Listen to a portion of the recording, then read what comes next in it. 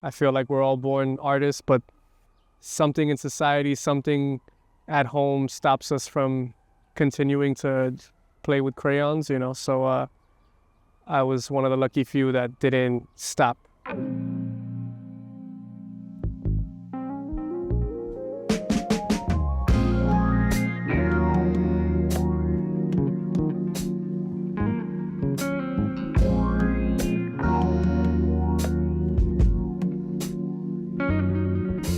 My name is Adrian Bermeo. I'm from Jackson Heights, Queens. And I'm primarily an abstract expressionist painter that comes from a background of graffiti, so that usually spills into my work. And graffiti, I was just, being a delinquent in my late teens, maybe early 20s. And then over time, I started being a little more serious about myself as a visual artist and painting. So that ended up evolving over time too. Here we are. I'm just happy to have a room where I can work at the moment. Hopefully in the future I could get a studio, proper oficina. I really do like to wake up immediately and just have coffee and paint. Like, I like to do that right when I wake up. So on the days that I can do that, those are good days. I would paint the backgrounds of the canvases, and then we would all just throw outlines and straight letters, or we would, do our names on the canvas.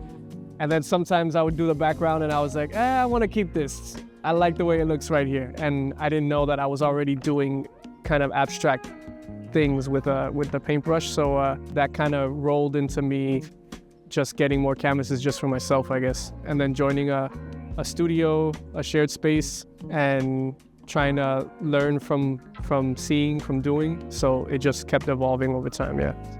One thing that I've noticed about myself is that I really like unconventional tools. Like, this brush is meant for highlighting hair, and I love it because it's like very coarse. This is like to baste food, So I like using things that are not really meant for art, quote unquote, but it can be. The biggest block that I think people deal with is themselves, and you gotta really wash that out and be delusional and learn from your mistakes. That's how I've learned. So I think you can be your own roadblock for years, saying that I can't do this or it's impossible to do that. Like, those words cannot exist if you're trying to create something. That's not how great things become. You'll know like how old or young it's gonna be based on the back. Sometimes I'll use a canvas like as a palette, I know it's kind of traditional to say, if you say you're an artist, they say, oh, what's your medium?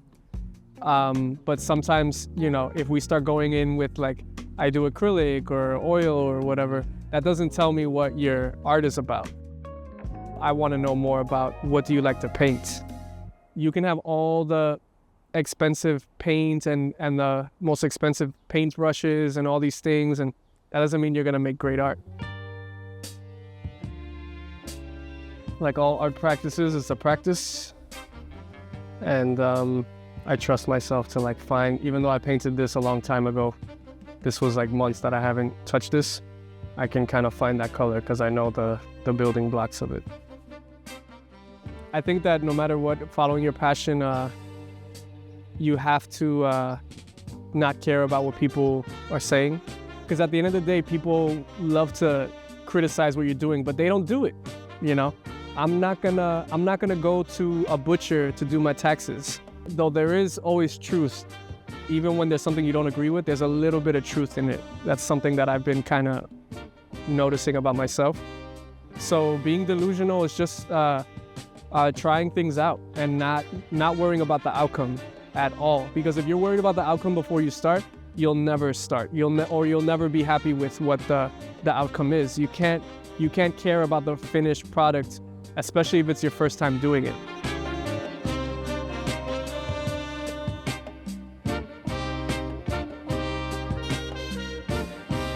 If you're creating something for someone else or for something specifically, I think that kind of defeats the purpose. You could be creative and and be productive and everything. And I think that if you're discovering or exploring, that's when you're making art, in my opinion. It's my peanut butter. So I'm just gonna try different caps to see which one I like. Whatever your practice is, you should be going to that. If you're a dancer, you should be going to see what live dance and performances are all about. If you're a filmmaker, you should be seeing films. If you're a sculptor, you should fill your mind with, seeing sculpture in different forms, because it's not enough to just say, oh, I do this. Like, you gotta really breathe it and live it. So I really think that that's when you start growing, I think.